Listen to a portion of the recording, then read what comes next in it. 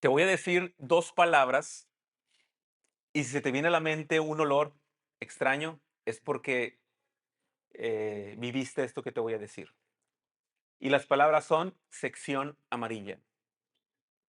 ¿Te acuerdas a qué olía? Totalmente, ¿verdad? Los más jóvenes no se acuerdan, Vane no se acuerda posiblemente de lo que es la sección amarilla. Eran unos librotes así, Vane. Así, pesaban horrible. Y en esos librotes estaban todos los números telefónicos de todos los comercios de Nuevo León. ¿Ok? Si se acuerdan de la sección amarilla y recuerdan su olor, es porque te acuerdas cuando solamente había telefonía fija. Y ya eres viejo entonces, junto conmigo. Yo estuve en la transición. Y si te acuerdas de cuando había telefonía fija, me estaba poniendo a pensar que teníamos que aprendernos de memoria muchos teléfonos, de hecho. A Cuba sí llegó la sección amarilla, se llamaba páginas amarillas, ¿cierto? Sí, ya ven. También en Cuba tuvieron sección amarilla. Hoy la gente no quiere contestar llamadas, como lo decía hace una semana, pero cuando en casa sonaba el teléfono fijo, todos corríamos para ver quién contestaba primero, ¿sí o no? De chismosos nada más, porque nadie nos hablaba a nosotros. Hace poco estaba viendo mi recibo de internet de la cuenta que pago y me di cuenta que también estoy pagando la línea fija, que no he usado nunca. Sería muy absurdo volver atrás y volver a la línea fija. Sería muy absurdo que los señores de la sección amarilla pasen nuevamente por nuestras casas entregando estos librotes y volver a tener una sección amarilla en nuestra casa. Estoy seguro que no aceptarías obviamente una sección amarilla en tu casa. ¿Para qué la quieres? Se puede accidentar un niño, de hecho. Bueno, imagina que los judaizantes para los gálatas, los judaizantes que están tratando de engañar a los gálatas, son como esos repartidores de secciones amarillas. Quieren convencer a la iglesia de que necesitan esos libros viejos para comunicarse nuevamente. Los judaizantes quieren convencer a la gente de que ocupan la ley para agradar a Dios y para ser justificados por Dios. Y nadie en su sano juicio hoy agarraría esa sección amarilla. Sin embargo, los gálatas están tomando esas verdades y es como si volvieran a tomar una sección amarilla y la llevaran a su casa. Y la pregunta que vamos a hacernos aquí brevemente, porque la vamos a contestar después, pero ¿por qué ya no aceptaríamos la sección amarilla? ¿Por qué es mala? No, no es mala. Al contrario, la sección amarilla nos ayudó a comunicarnos. Tuvo un propósito y tuvo una función en nuestras casas. Ahorita ya no la usamos porque tenemos internet, tenemos smartphones, tenemos a Siri, tenemos a Alexa, ChatGPT, Gemini, por si nos están escuchando que nadie se ofenda. Estamos más comunicados que nunca y la razón por la cual tampoco debemos estar bajo la ley ya, tampoco ocupamos la ley para ser justificados, es porque tenemos algo mucho mejor que la ley y es la promesa cumplida en Cristo. Y esa es la idea que quiero desarrollar en este sermón. Hermanos, en Cristo tenemos vida y es por gracia. En Cristo tenemos vida y es por gracia. Y la primera cosa que vemos en este texto es que la razón por la que tenemos vida es porque hemos creído en fe, pero lo titulé Tenemos vida y no es por cumplir la ley. Piensa en un momento en esta iglesia de los Gálatas. Pablo no quiere dejar ningún cabo suelto. Él está listo para ser contundente con lo que ya demostró sobre que la salvación es una promesa. ¿Te acuerdas de la semana pasada? La semana pasada dijimos, la salvación verdaderamente es una promesa. Y es una promesa que se recibe a través de la fe, no a través de una cláusula donde yo tengo que hacer obras o acciones para poder ser salvado o para poder ser bendecido. Pero entonces la pregunta natural de la mente de todos los Gálatas y de nosotros aún es, entonces, ¿para qué dieron la ley? Si la salvación es una promesa y fue así desde antes de la ley, entonces, ¿para qué vino la ley? ¿Te imaginas a estos judaizantes que le citen a la gente de la iglesia de Gálatas pasajes como el de Josué 1, 8 y 9? Sé que algunos de ustedes lo conocen. Nunca se apartará de tu boca este libro de la ley, porque día y noche meditarás en él, porque entonces harás prosperar tu camino y todo te saldrá bien. O el Salmo capítulo 1 que dice, bienaventurado el varón que se deleita en la ley de Dios. Es decir, posiblemente los judaizantes estaban tratando de convencer a los gálatas que el Antiguo Testamento decía que esa ley tenía que ser eh, eh, seguida aún para ellos y que Cristo no quitaba el peso de la ley sobre ellos. Y podrías decir, oye Josué, pero es una argumentación difícil, ¿no? Y sí lo es, pero gracias a Dios tenemos a Pablo inspirado por Dios, que nos va a explicar a nosotros también cómo es que esto históricamente sucede y juega en sí. Acuérdate el punto. El punto es, tenemos vida, pero no es por cumplir la ley. Y para entender cómo se sentían estas personas, imagínate, no sé cuántos aquí en casa consumen, no es comercial porque no me están pagando aunque deberían, pero no sé si consumen las tostadas Sanísimo. Si te acuerdas de las tostadas Sanísimo, que son horneadas y que no es comercial, pero entiendo que son más saludables que las doraditas que nos gustan, las charras y todas esas. Yo recuerdo que las comíamos en casa pues porque eran saludables y mi esposa nos daba a comer esas tostadas. Cuando vino lo de los etiquetados de exceso de calorías, ¿se acuerdan? Oigan, ¿qué creen? La Sanísimo traían sellos.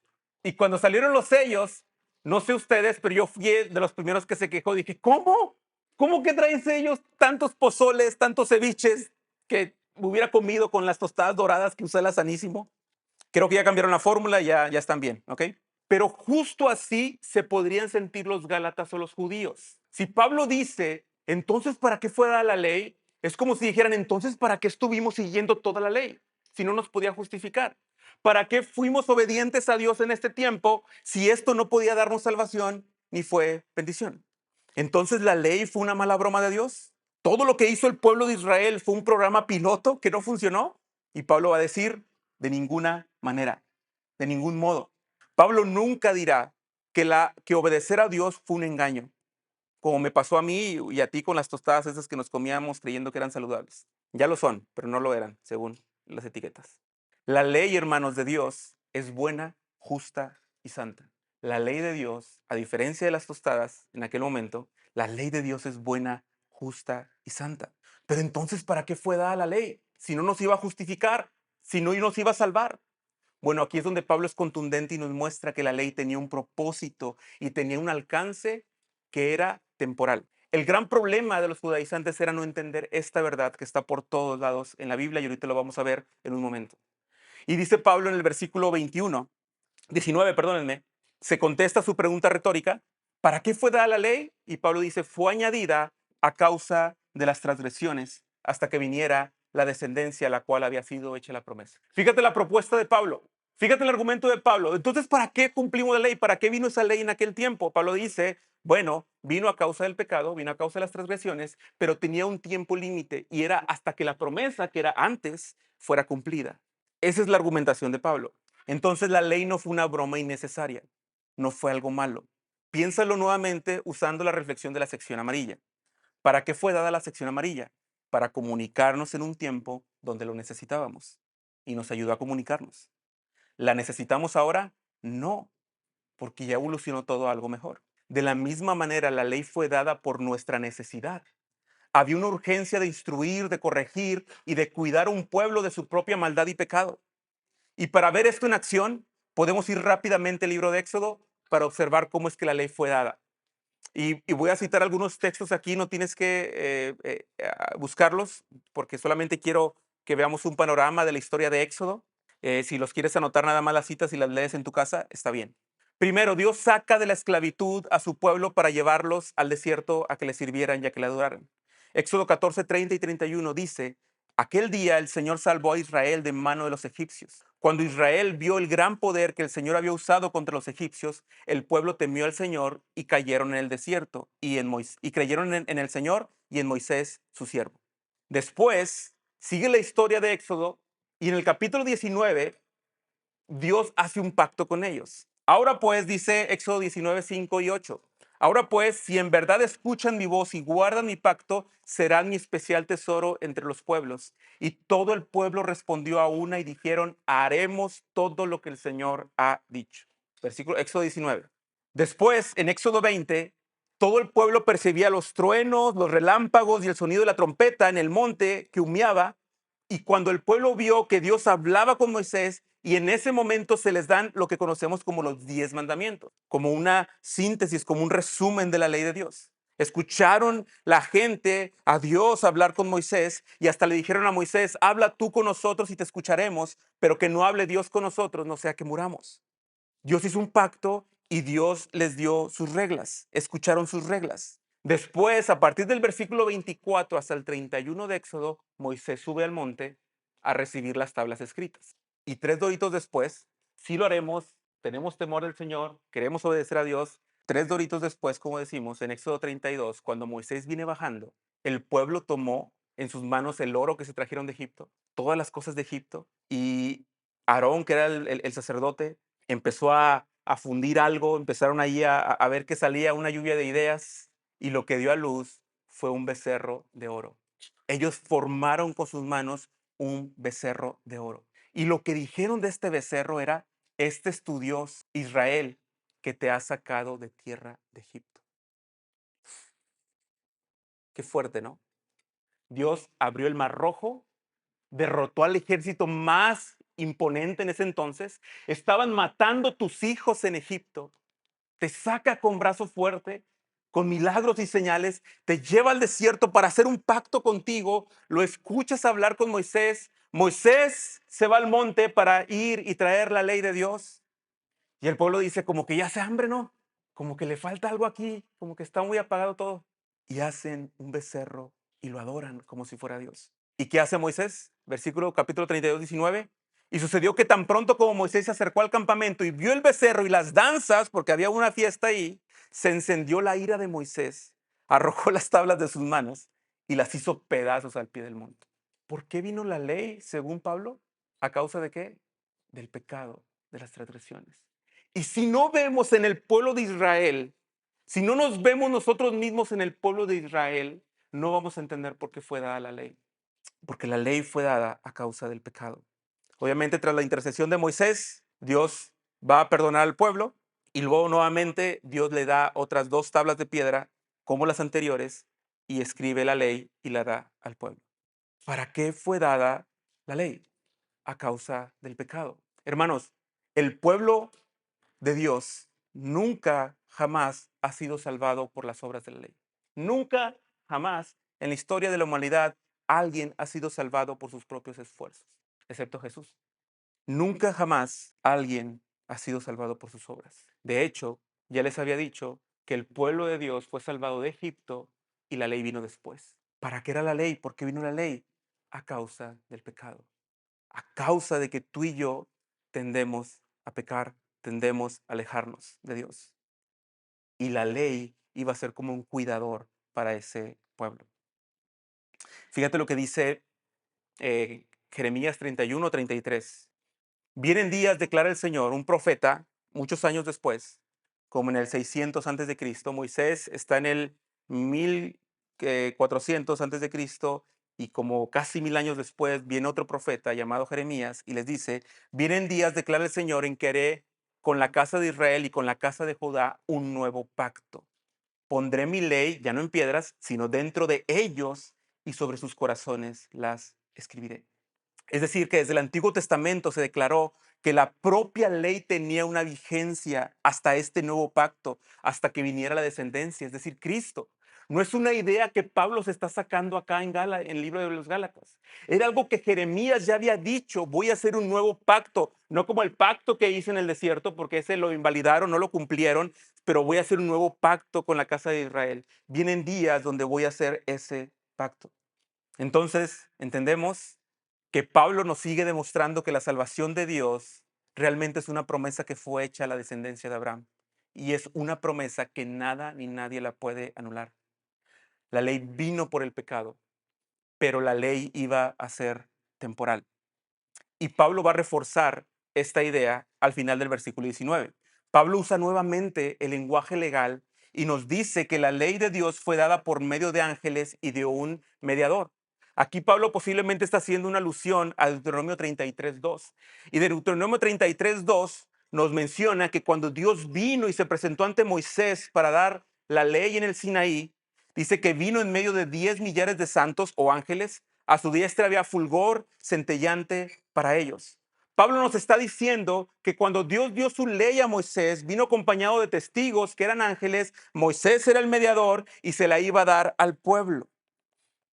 Pero ahora, al final del versículo 19, como te decía, dice: ahora bien, un mediador no representa a uno solo, pero Dios es uno solo. Este es un versículo extraño que no podemos entender bien en el español posiblemente, y que hay muchos comentarios sobre él, pero todos coinciden en lo mismo. Lo que está haciendo Moisés aquí es hablando en un tema legal. No pienses en mediador como un tema teológico, porque Cristo es el mediador entre Dios y los hombres. No hay otro mediador excepto Cristo. Pero el lenguaje que está usando aquí Pablo no es teológico, ni está hablando de esa verdad del Evangelio, sino está usando un lenguaje legal otra vez. Cuando hay un contrato, cuando firmas las escrituras de una casa, hay dos partes, el que compra y el que vende, ¿no? Y hay un mediador, hay un broker por ahí que te ayudó a hacer toda la gestión. Hay gente que está siendo testigo de que están haciendo un acuerdo. Entonces, lo que Pablo está diciendo básicamente es que en un acuerdo entre humanos se necesita un mediador para que los dos o ambas partes se pongan de acuerdo.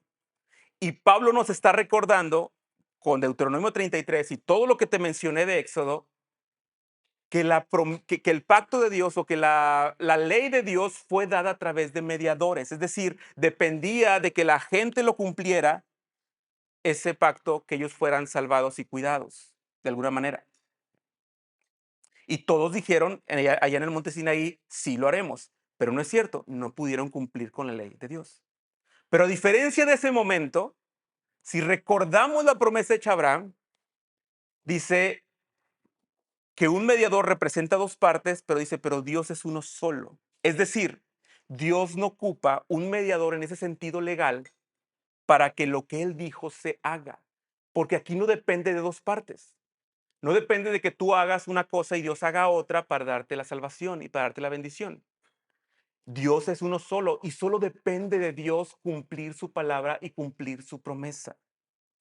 Sé que muchos de ustedes conocen el dicho de ayúdate que yo te ayudaré, pero eso no está en la Biblia y ni siquiera es una verdad que podamos ver en el Evangelio. La forma en la que hemos sido salvados no fue nosotros ayudando a Dios un poquito y Él salvándonos, sino es la promesa de Dios recibida por fe y arrepentimiento la que nos dio salvación, porque Dios es uno solo y Él no necesita un mediador para llevar a cabo ese acuerdo. Es decir, Dios no ocupa de alguien que lo obligue a cumplir su parte. Él es Dios, Él es bueno y Él es santo y Él va a cumplir esa parte. Entonces, Dios no ocupó un representante legal. Dios no le puso condiciones a Abraham. En ese acuerdo no se necesita un mediador porque es una promesa que solo ocupa que quien hace la promesa sea capaz de cumplirla. Y hermanos, y Dios es capaz de cumplir su promesa. Dios es Dios y Él sabe cómo va a cumplir su promesa y la cumplió, sabemos tú y yo, en Cristo. Pero ahora pon atención en esto, porque si hasta ahora lo que llevamos de Gálatas has estado escuchando cómo es que la palabra de Dios nos ha guiado para entender que la salvación es solo por gracia, que es una promesa que se recibe por la fe y no por cumplir las obras de la ley. Estás en lo correcto. Pero hay un grave problema. Si al escuchar esta verdad acerca de la gracia, y escucha bien, tú estás suponiendo que ya no importa cuán mal te portes, que hoy puedes darle rienda suelta a todo lo que quieras, porque como ya no estamos bajo la ley, estamos bajo la gracia, no pasa nada. Yo puedo vivir como quiera porque como quiera Dios me ama, Dios está conmigo, lo siento en mi corazón y aunque yo ande haciendo cosas que a Dios no le agradan, yo puedo vivir plenamente porque ya no estamos bajo la ley. Y si tienes ese pensamiento, estás en un pensamiento destructivo. Ese es un pensamiento incorrecto. Incluso me atrevo a decir que ese pensamiento no es acorde al evangelio, que es otro evangelio, así como otro evangelio que le estaban predicando a los Gálatas. Y te lo quiero demostrar con el versículo 21. Fíjate lo que dice el versículo 21. Entonces la ley es contraria a las promesas de Dios. Y Pablo dice categóricamente, de ningún modo. Tanto la ley como la promesa vienen de Dios. El error de los judaizantes era no verlas en su propósito histórico. Y Pablo es categórico, porque si se hubiera dado una ley capaz de impartir vida, entonces la justicia ciertamente hubiera dependido de la ley. ¿Lo puedes ver ahí en el versículo 21? Porque si se hubiera dado una ley capaz de impartir vida, entonces la justicia ciertamente hubiera dependido de la ley. Es decir, nunca jamás fue el propósito de Dios dar una ley que justificara. Eso no está en la Biblia. La ley no era capaz de impartir vida. Por eso te decía al principio, tenemos vida, pero no es por cumplir la ley. Si la ley hubiera hecho a un pueblo obediente, justo y santo, entonces no sería necesaria la fe en Jesús. Pero el propósito de la ley no era ese. El propósito de la ley, según el versículo 22, dice, era encerrar todo bajo pecado. Es decir, era ayudarnos a darnos cuenta de que estábamos en una gran cárcel donde lo único que podíamos hacer era pecar. Nos mostró la santidad de Dios y cómo un pueblo pecador debía acercarse con temor y con sacrificios a Dios.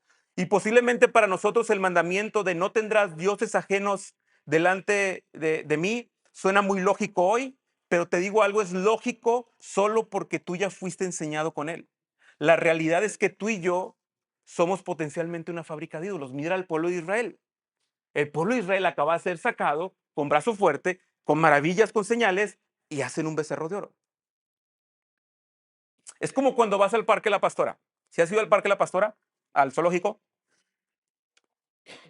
vas a la parte donde está el cocodrilo o el caimán, no sé qué sea, pero ahí está. No se mueve nunca, no hace nada, pero ahí está. Y hay un letrero que dice prohibido entrar. Y tú dices, pues claro, o sea, ¿a quién se le ocurre? O sea, ¿quién entraría con el cocodrilo desde ahí? Bueno, te digo algo, estamos tan mal de la cabeza que si está ese letrero ahí es porque alguien ha entrado. Justamente esa es la ley de Dios. Nos ayuda a ver y ayudó a un pueblo a ver lo que estaba mal y a tener conciencia de que sus acciones estaban en contra de Dios. Ante un Dios plenamente santo, ellos eran pecadores y necesitaban cuidado. Y al darnos cuenta de que somos pecadores, la ley nos ayuda a anhelar y admirar la promesa en Cristo. Y es que ese es el punto. Mucha gente a veces escucha sobre Dios y quiere venir a Dios o quiere venir a la iglesia como diciendo, pues yo ando bien, yo no ando tan mal, pero pues yo quiero empezar a la iglesia para ser mejor. Es que no venimos a la iglesia para ser mejores. Venimos a la iglesia porque hemos sido salvados del pecado. Y por gracia, decíamos, cantamos en ese momento, somos familia y por gracia nos estamos construyendo unos a otros en la fe de Cristo Jesús. Y estamos exhortándonos unos a otros para cumplir y obedecer la palabra de Dios con amor. Y mira cómo lo va a seguir desarrollando el versículo 23.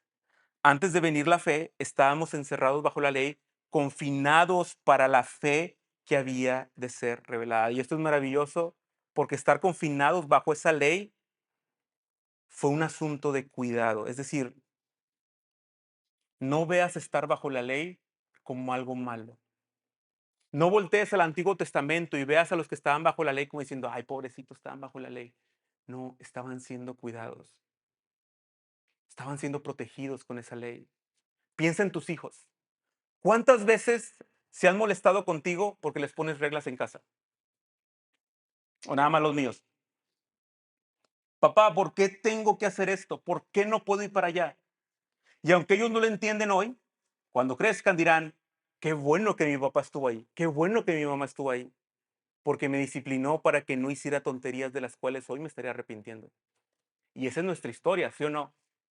Qué bueno que mi papá estaba ahí, porque en mi madurez pues, yo iba a cometer cosas muy locas, muy tontas que ahorita me daría pena contar. Qué bueno que nuestros padres estuvieron ahí. Y muchachos, agradezcan a Dios por sus padres. Qué bueno que estuvieron ahí. No son perfectos, no somos perfectos, nos equivocamos un montón. Pero es lo que Dios ha provisto para ustedes, para su cuidado. Qué bueno que la ley estuvo ahí para cuidar al pueblo. Y en el versículo 24 y 25, si lo lees, hay una imagen maravillosa. Pablo está usando una imagen de un paidagogos o de un pedagogo o guía de su tiempo. Sé que se te viene a la mente la palabra pedagogía y tiene que ver con instruir, con enseñar, pero este pedagogos no era necesariamente el que enseñaba, sino era más bien el que guiaba a los niños. La gente de dinero tenían sirvientes y uno de esos sirvientes era el paidagogos, quien tenía autoridad incluso para golpear al niño si se portaba mal. Y él era el encargado de llevarlo a la escuela, de que recibiera sus clases, de regresarlo, de que se bañara, de que se cambiara. Hagan de cuenta todos nosotros, ¿no? Y ese cuidado de ese pedagogos terminaba obviamente cuando el niño se convertía en adulto. Pablo está diciendo, bueno, de manera que la ley ha venido a ser nuestro guía, nuestro pedagogos, nuestro sirviente, para que la promesa que es por la fe en Cristo Jesús fuera dada a todos los que creen. Es decir, que la ley mantuvo a un pueblo diciendo, no, no, no, año con año tienen que ofrecer el sacrificio por expiación. No, no, no, año con año tienen que celebrar esta fiesta. No, año con año tienen que celebrar la Pascua. No, síganlo haciendo. Sí, oye, pero entonces, si ofrezco un sacrificio no me limpia, no me cura. No, no te limpia, pero síguelo haciendo. ¿Por qué? Porque ese cuidado y esas prácticas y esas dinámicas, cuando llegó Cristo y entendieron que Cristo era el sacrificio perfecto, todo cobró sentido. Y el pueblo de Dios fue cuidado históricamente para que cuando viniera Cristo y muriera en la cruz del Calvario, todo tuviera lógica y todo fuera entendido. Entonces la ley fue mala, no fue mala la ley.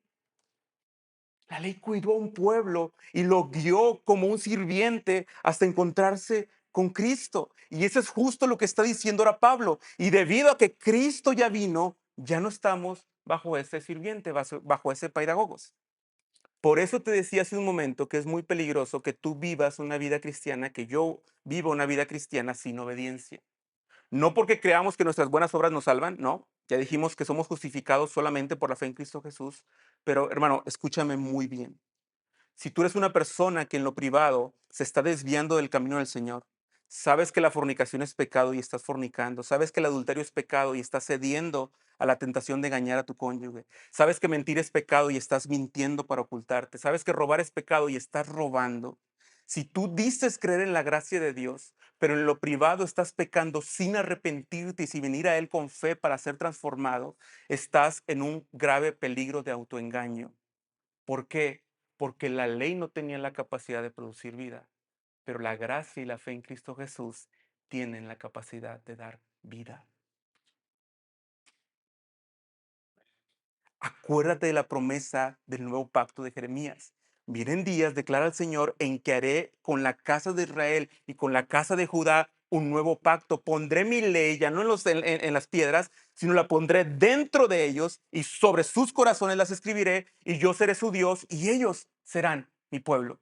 Y eso somos tú y yo en el Evangelio.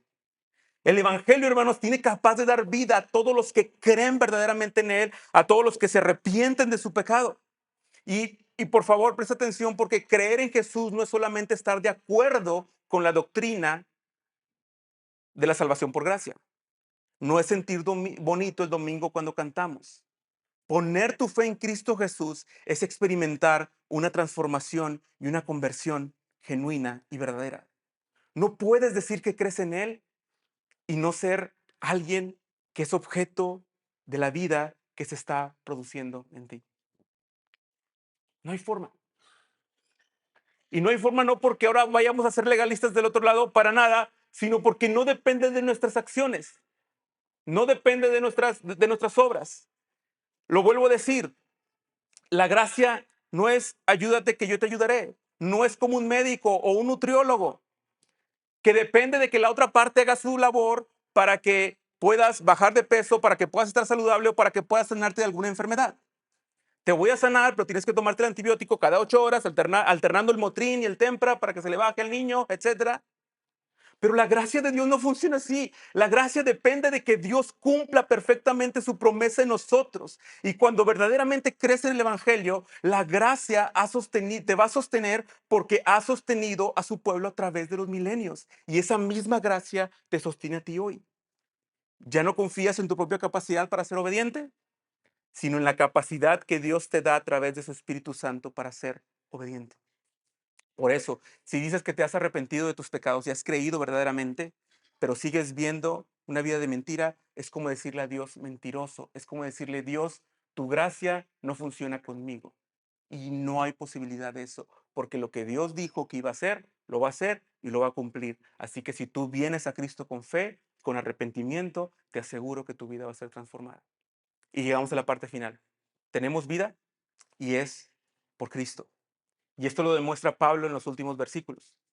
Pues todos ustedes son hijos de Dios, dice Pablo, mediante la fe en Cristo Jesús, porque todos los que fueron bautizados en Cristo, de Cristo se han revestido. Y estamos estudiando la carta a los Gálatas, primero con el grupo de los que han querido venir a este entrenamiento, exposición bíblica los jueves, los hombres. Y, y según yo recuerdo, este texto le tocó a Alejandro y Alejandro nos compartía que este texto estaba citando a Isaías 61. Y es interesante porque ve a Isaías 61, porque es verdad. Isaías 61, 10 y 11 dice lo siguiente: en gran manera me gozaré en el Señor. Mi alma se regocijará en mi Dios porque Él me ha vestido de ropas de salvación.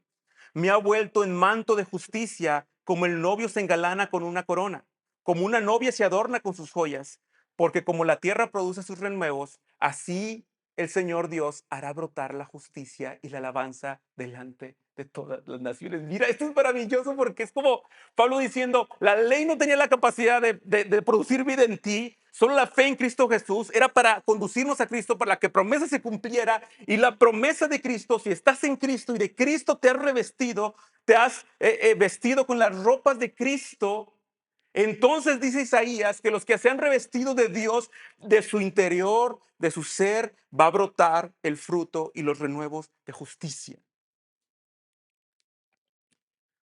Pero si tú has puesto tu fe en Cristo Jesús verdaderamente, esa semilla del Evangelio va a brotar en ti y va a brotar y va a brotar y va a brotar. No hay forma en la que una fe verdadera en el Evangelio no tenga cambios permanentes y duraderos. No importa que pasemos por malas rachas, no importa que haya momentos donde caemos, no importa donde haya momentos que necesitamos la ayuda de otros hermanos, eso sí o sí, al final del tiempo, va a terminar en una vida llena de adoración y de fe y de confianza en la obra de Cristo Jesús. La salvación, hermanos, no es un boleto para ir al cielo. La salvación trae consigo transformación y frutos. Dios nos cambió las vestimentas, nos dio un nuevo estatus, somos justificados. Claro, si realmente has creído en Él. Y si realmente has creído en Él, jamás, jamás vas a caer de la gracia de Cristo. ¿Y sabes por qué? Porque tú no lograste ser justificado. Es obvio, es lógico. Él lo hizo porque Él es fiel para que su palabra dada a Abraham muchos años atrás sea cumplida en su tiempo en Cristo y siga siendo verdad y siga teniendo su cumplimiento hoy con nosotros. Y así como la tierra produce renuevo, así Dios hará brotar la justicia en la vida de los verdaderos creyentes. Brotará la santidad, la obediencia, no porque tengamos un paidagogos castigándonos con una vara, sino porque tenemos el Espíritu Santo y sus mandamientos están escritos en nuestro corazón y en nuestra mente. Y ante esta realidad, versículos 28 y 29, ya no importa si eres judío o griego, esclavo, libre, si eres hombre, mujer, hasta le puedes ir a la América si quieres. Todos en Cristo tenemos redención y vida. Todos hemos sido justificados a través del Hijo de la promesa, Jesús. Y a través de Él, tú y yo, somos descendientes de Abraham, herederos y benditos gracias a esa promesa. Hermanos, la sección amarilla no fue mala. Era pesada, pero nos ayudó a comunicarnos en nuestro tiempo. La ley no fue mala, cumplió un propósito. Era buena, era justa. Pero ahora la promesa se ha cumplido. Tenemos la promesa en Cristo Jesús, que el que crea en Él, de su interior correrán ríos de agua viva. Y eso está disponible para ti y para mí solo a través de la fe en Cristo Jesús. Así que en medio de cualquier circunstancia que estés enfrentando, confía en que por la fe, por la gracia, tenemos vida. Y no es a través de la ley, tenemos vida y es en Cristo. Y tenemos todo lo que necesitamos para que esos renuevos broten en nuestras vidas. Padre, gracias por tu palabra y gracias porque podemos estar seguros que tu promesa ha sido cumplida. Podemos estar seguros y podemos confiar plenamente en que tu ley cumplió un propósito muy especial y muy particular. Y podemos confiar también, Señor, plenamente en que tú vas a obrar salvación en medio de nosotros. Yo quiero orar, Señor, por la iglesia, por los hermanos que se reúnen, por las familias, por todos los que están aquí, Señor. Y quiero rogarte, Señor, que a través de esta palabra ellos puedan ser sostenidos, que ellos puedan poner su fe en Cristo Jesús. Si no han puesto su fe en Cristo Jesús, yo te quiero rogar que tu Espíritu Santo les guíe a confesar a Jesús como el Señor de sus vidas. Que vayan a ti en arrepentimiento y fe, porque es así como tenemos acceso a la promesa. Que tu Espíritu Santo obre una vida nueva en ellos.